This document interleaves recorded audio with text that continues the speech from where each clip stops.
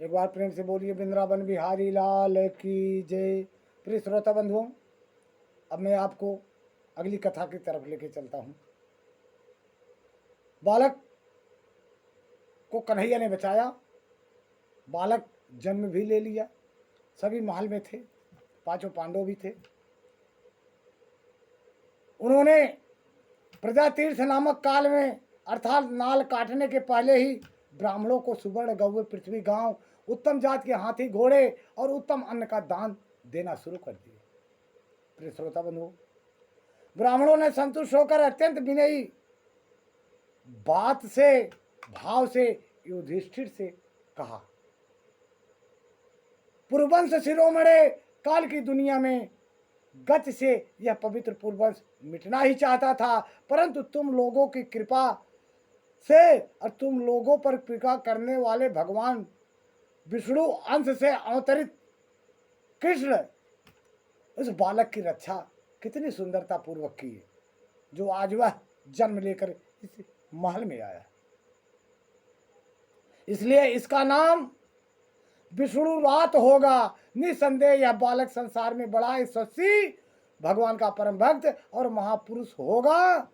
युधिष्ठिर ने पूछा, महात्माओं, यह बालक क्या अपने उज्जवल यश से हमारे वंश का पवित्र कीर्ति महात्मा राजर्षियों का अनुसर करेगा? तब ब्राह्मणों ने कहा, हे धर्मराज, मनुपुत्र इक्ष्वाकु के समान अपनी प्रजा का पालन करेगा। रथनंदन भगवान श्री राम के समान ब्राह्मण भक्त और सत्य प्रतिज्ञावादी होगा। या उस नरेश के शिवी के समान दानी और शरणागत वत्सल होगा, तथा यज्ञ में दुष्यंत के पुत्र भरत के समान अपने वंश को चलाने वाला होगा।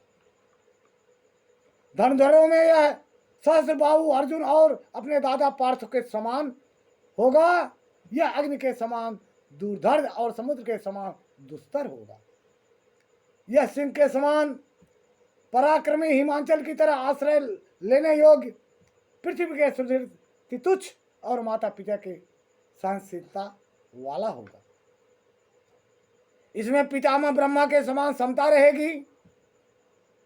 भगवान शंकर की यह कृपालु सदैव भक्त रहेगा और संपूर्ण प्राणियों को आश्रय देने में यह लक्ष्मीपति भगवान विष्णु के समान सदैव तत्पर रहेगा।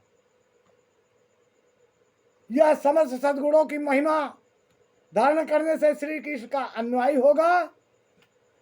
रति देव के समान उदार होगा और ययाति के समान धार्मिक होगा। धैर्य में भी इसके समान और भगवान श्री कृष्ण के प्रति दृढ़ निष्ठा से यह प्रहलाद के समान होगा। यह ब्राह्मण आशीर्वाद दे रहे हैं। यह बहुत अश्वमेध यज्ञों का करने वाला और वृद्धों का सेवक होगा। इसके पुत्र राजर्षि होंगे, मर्यादित होंगे, उल्लंघन न करने वाले होंगे और उल्लंघन करने वालों को दंड देने वाले होंगे। यह पृथ्वी माता और धर्म की रक्षा के लिए कलयुग का भी दमन करेगा। ब्राह्मण कुमार के हिसाब से तक्षक के द्वारा अपनी मृत्यु सुनकर यह आसक्ति छोड़ देगा, भगवान के चरणों में शरण लेगा, कभी घबराएगा नहीं। प्रिय श्रोता बंधुओं, ब्राह्मण कह रहे हैं, यह बालक व्यास नंदन सुखदेव के आत्मा के यथार्थ स्वरूप का ज्ञान प्राप्त करेगा और अंत में गंगा तट पर अपने शरीर को त्याग कर निश्चय ही अभयप्रद प्राप्त करके श्री कृष्ण के धाम गोलोक चला जाएगा। ज्योतिष शास्त्र के विशेषज्ञ ब्राह्मण राजा युधिष्ठिर को इस प्रकार बालक के जन्म और फल के बारे में बताकर भेड़ पूजा लेकर अपने अपने घर चले गए। वही यह बात संसार में परीक्षित के नाम से प्रसिद्ध हुआ, क्योंकि यह समर्थ बालक गर्भ से जिस पुरुष का सहयोग पा चुका था उसका स्मरण करता हुआ लोगों में उसकी परीक्षा करता रहता था। इसमें कौन सा हुआ है, जैसे शुक्ल पक्ष में दिन प्रतिदिन चंद्रमा अपनी कलाओं को बढ़ाता रहता है, उसी प्रकार यह राजा परीक्षित अपनी कलाओं को बढ़ाता, अपने धर्म को बढ़ाता, प्रभु के चरणों में सदैव अपने को झुकाता और श्रद्धा विश्वास से प्रेम करता हुआ आगे बढ़ने लगा। प्रिय श्रोता बंधु, इस प्रकार यह बालक वहां का नरेश हुआ।